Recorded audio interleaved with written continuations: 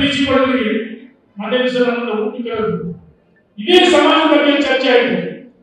ನಿನ್ನೆ ದಿವಸ ಬಿಸಿ ಪಡೆದರು, ಇವತ್ತು ಮಲ್ಲಿಕಾರ್ಜುನ ಖರ್ಗೆ ಬಂದರು. ಅಂದ್ರೆ ಬಿಸಿ ಪಡೆದ ಈ ಸಮಾಜದ ಬಗ್ಗೆ ಕಳಕಳಿಯಕ್ಕೆ ಅವರು ಕ್ಷೇತ್ರ ಕೊಡಲು ಇವತ್ತು ಇಲ್ಲಿ ಬಂದರು.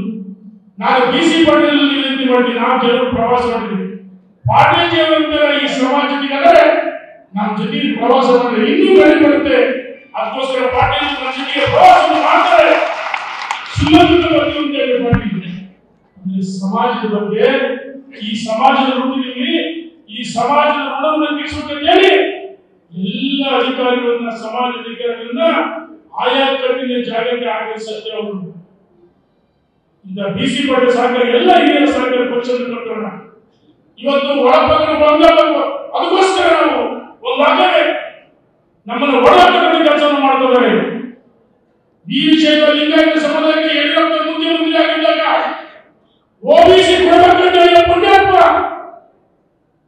ಸುಳ್ಳು ಹೇಳ್ತಾರೆ. ಯೋಗ್ಯರು ನಾಚಿಯಾರು ಯಡಿಯೂರಪ್ಪನವರು ವಿಜಯೇಂದ್ರ ಈ ಸಮಾಜಕ್ಕೆ ಋಣವನ್ನು ತೀರಿಸಬೇಕಂತ ಹೇಳಿ ಓಬಿಸಿಗೆ ಸಚಿವ ಸಂಪುಟದ ಸಭೆಯಲ್ಲಿ ಅಡಿಷನಲ್ ಅಜೆಂಡಾ ತಂದ್ರೆ ಅದನ್ನ ರಾತ್ರಿ ನಮ್ಮ ಬಂಡಾಗಿ ನಮ್ಮ ಸಮಾಜ ಮಂತ್ರಿಗಳು ಅವತ್ತೇ ಹೇಳಿದಪ್ಪ ಎಲ್ಲ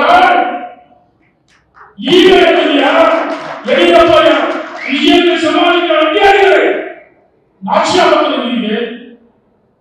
ನಮ್ಮ ಸಮಾಜ ಹುಟ್ಟಿದಲ್ಲಿ ದುರಂತ ಯಾರೋ ಮಕ್ಕಳಿ ಬಲಿಪಶು ಆಗ್ತಿದೆಯಾ?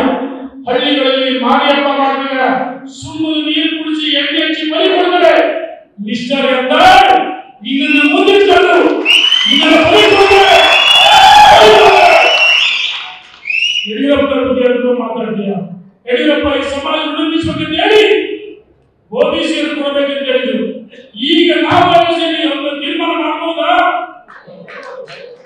ಈ ಸಮಾಜದಲ್ಲಿ ಆರ್ಥಿಕವಾಗಿ, ಶೈಕ್ಷಣಿಕವಾಗಿ ಹಿಂದುಳಿದರೆ ಉದ್ಯೋಗ ಶಿಕ್ಷಣಕ್ಕೋಸ್ಕರ ನಾವು